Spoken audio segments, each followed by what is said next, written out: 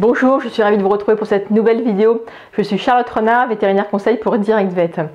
Alors, un certain nombre d'aliments propres à la consommation humaine sont paradoxalement toxiques pour nos animaux de compagnie. C'est notamment le cas du chocolat, de l'oignon, des noix de macadamia, de l'alcool, mais aussi du raisin. C'est pour ça qu'aujourd'hui, je souhaite vous parler de l'intoxication au raisin chez le chien, car il s'agit d'une intoxication totalement particulière. Beaucoup de gens rapportent que leur chien mange du raisin, parfois en grande quantité, sans avoir aucun souci. Le raisin représente-t-il un réel danger? Faut-il en éloigner nos loulous? C'est ce que nous allons voir tout de suite. Alors tous les ans, les centres antipoison vétérinaires des différents pays rapportent bien des cas d'intoxication au raisin. Ainsi, en 2016, aux États-Unis, l'ASPCA, qui est l'équivalent du centre antipoison là-bas, a recensé 3722 problèmes liés au raisin, notamment celui de la petite chienne Léa, âgée de 5 mois, qui avait chippé quelques grains de raisin que le fils de la famille grignotait devant la télé. Du coup, elle a fait une intoxication, vomissement, diarrhée, léthargie. La petite chienne a pu être sauvée, mais après une hospitalisation de quelques jours, des transfusions et une grosse frayeur pour ses propriétaires. L'intoxication au raisin est une réalité, mais à l'heure actuelle, le mécanisme de cette intoxication n'est pas encore totalement élucidé.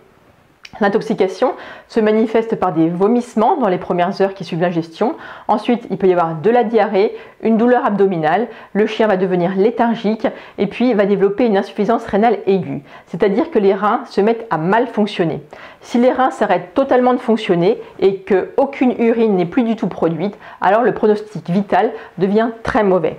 Deux paramètres varient fortement d'un chien à l'autre. C'est cela qui pousse certains propriétaires à croire que le raisin est inoffensif pour leur chien.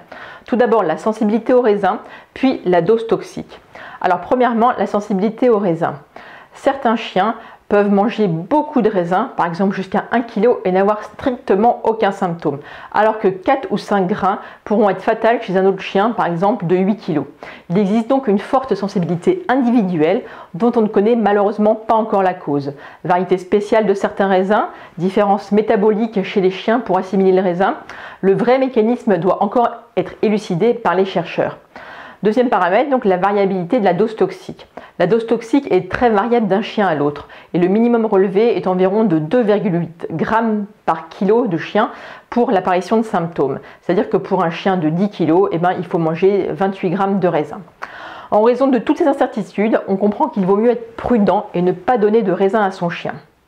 L'intoxication au raisin existe bel et bien, elle peut être mortelle et survient sans qu'on puisse prédire quoi que ce soit. Et le raisin sec, alors vous allez me demander, eh bien le raisin sec est tout aussi toxique pour les chiens que le raisin frais. Et comme il est plus concentré en principe actif, alors la quantité toxique à ingérer pour avoir des symptômes sera plus basse. Comment traite-t-on l'intoxication au raisin? Donc tout d'abord, il n'y a pas d'antidote spécifique pour ce type d'intoxication. Donc le traitement sera un traitement pour favoriser l'élimination du produit. Par exemple, si on voit son chien en manger, on peut essayer de le faire vomir ou lui donner du charbon activé si c'est trop tard pour le faire vomir.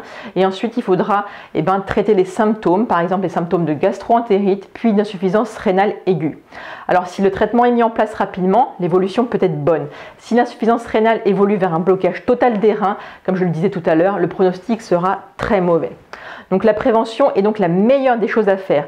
Ne pas donner de raisin à nos chiens et les empêcher d'en manger lors des vendanges par exemple, car on ne sait jamais qui sera le prochain candidat à l'intoxication.